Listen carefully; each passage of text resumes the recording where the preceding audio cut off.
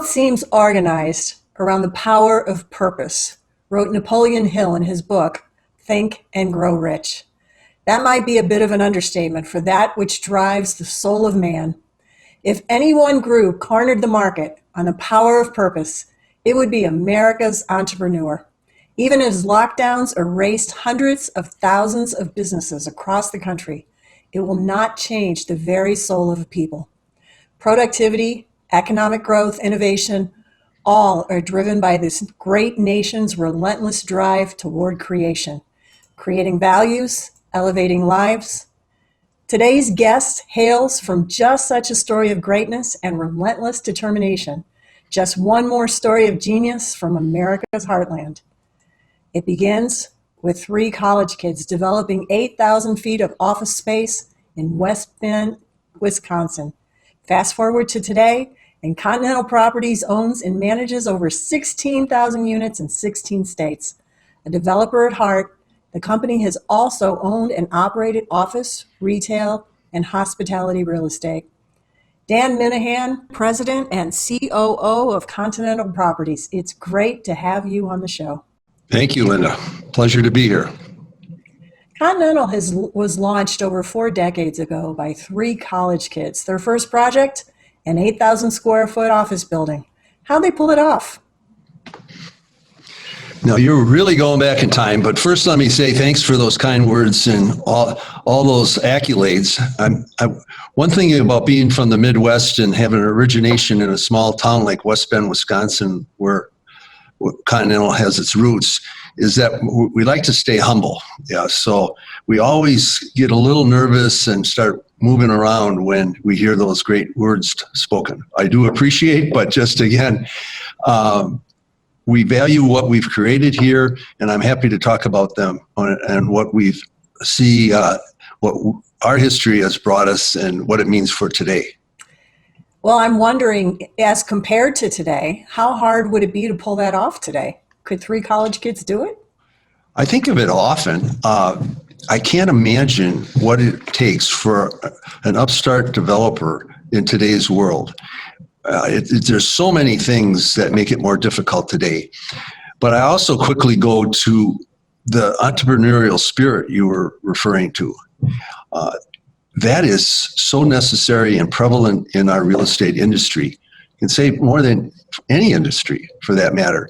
And the result of that has been a very fragmented industry forever and continues to be. In other words, so much gets done on the development side by brand new entrepreneurs that start companies. So it happens and it continues to happen every day. I think the difficulty for sustainability and doing it over 4 decades like Continental, and then to the size that we're doing it now, I many times just sit back and wow, how did this happen?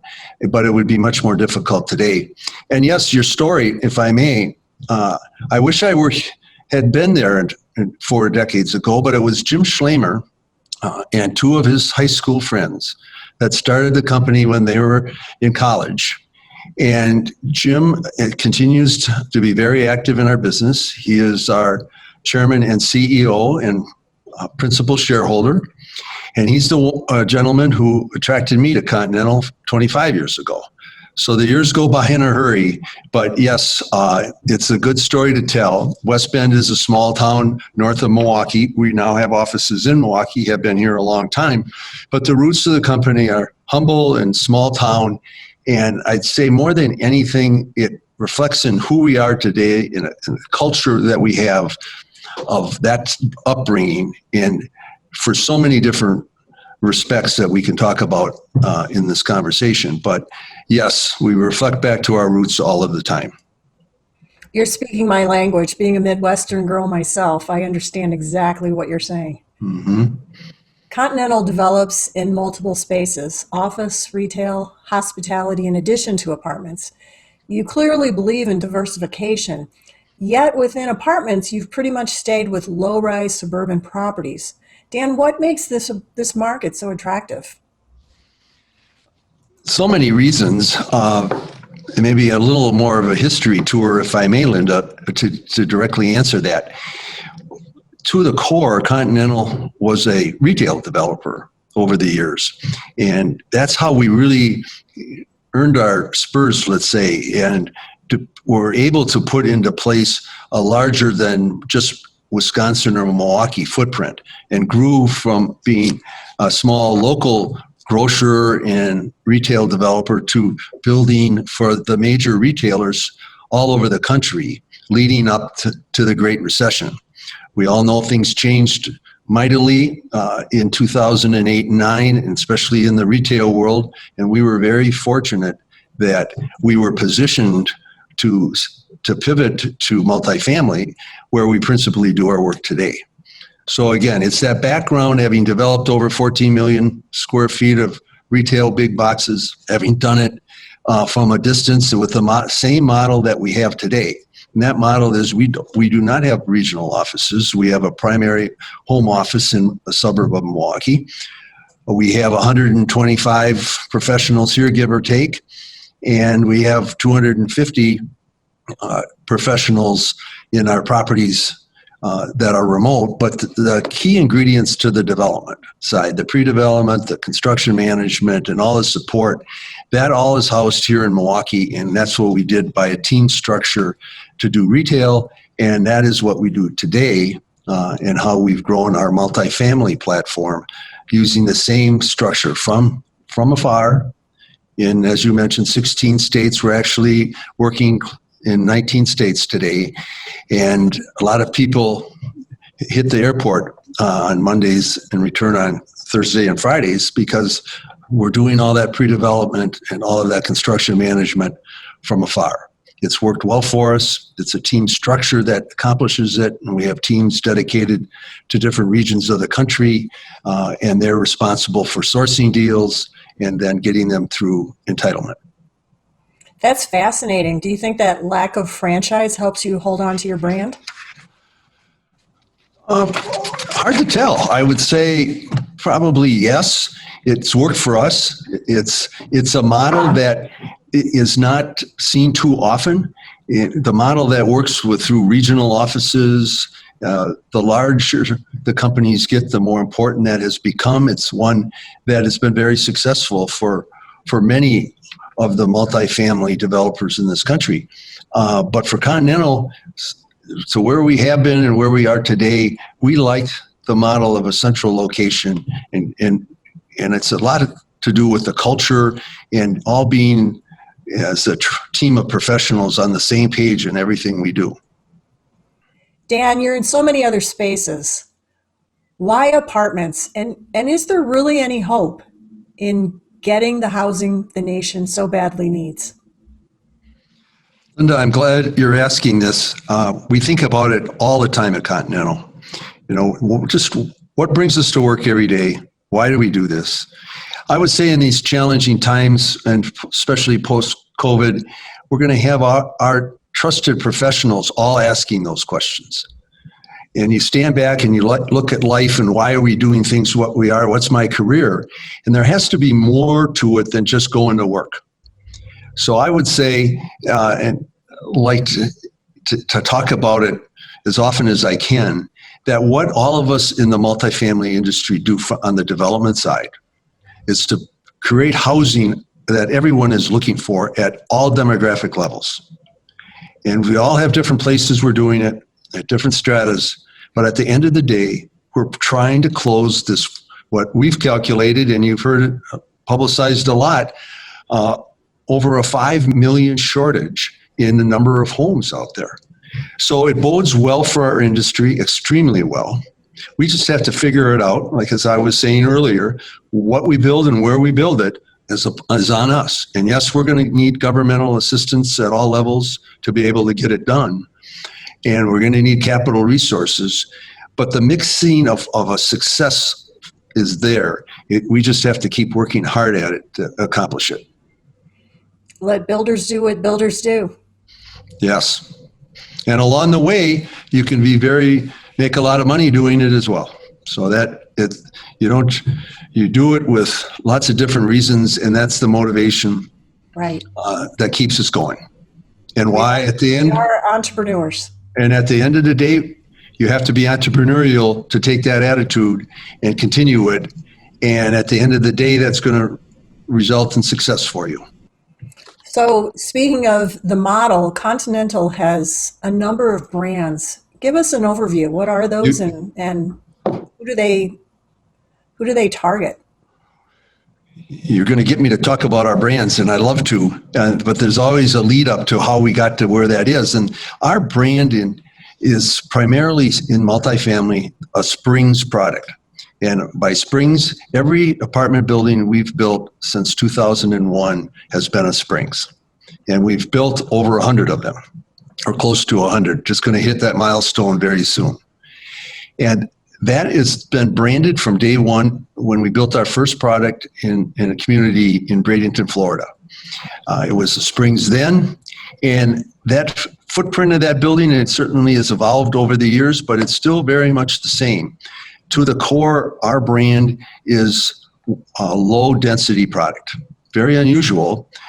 When we started doing it, garden style was and still remains a 3-story and now expanded even higher. But we stuck to 2-story, and we do most of our communities continue to be a 2-story, low-density product. They have a direct access feature with garages, which has been the case from the beginning and has been a huge part of the brand. Included in the brand is security and for our residents, and that is evidenced by gated communities. We strive to have all our communities gated and fenced, and where the communities allow that to happen, which is most of them. And first and foremost, I mention it now, it's a suburban brand. What we build on a low density, you obviously couldn't do it in urban and urban core. We've resisted over the last decade to move into an urban setting. We continue to do it in the suburbs. So that is essentially the Springs brand. I can talk a lot more about where that is today and how others have been attracted to the model, so to speak, in the suburbs. But let me cover 2 other brands we've worked on and feeling really optimistic about. We all know there's a huge shortage of homes in the country. And affordable, or what we call attainable housing, has been out in the forefront in discussions by industry leaders for years now. The industry continues to struggle to develop and deliver attainable product. We're certainly trying. So we developed a brand that we call Authentics. And we're really pleased to be able to tell the world now we're open, and it's meeting great success in the town of Holland, Michigan. It's a product that's intended to get rent down to 15% from our Springs product and targeted 100% of AMI for the residents. And so far, so good. We've got quite a few in the pipeline, and that would be a second brand to Springs. And thirdly, I will mention that we want very much to get into the build-to-rent. We think that's garnered so much publicity in just a short time. More and more players there. We have yet to break ground on one. We have branded it Aventera, and we're very close to breaking ground on one of those communities. So Linda, that's a quick snapshot of 3 brands, and again, targeting the suburbs. That's fantastic. How do you think that lays against the administration's policies? The industry has tried mightily on the lobbying front. And I have to remain optimistic. I've been out in Washington talking to people there. Jim Schloemer here has been very active through NMHC, and to be able to, and I know NAHB is very active too. So we have to maintain optimism.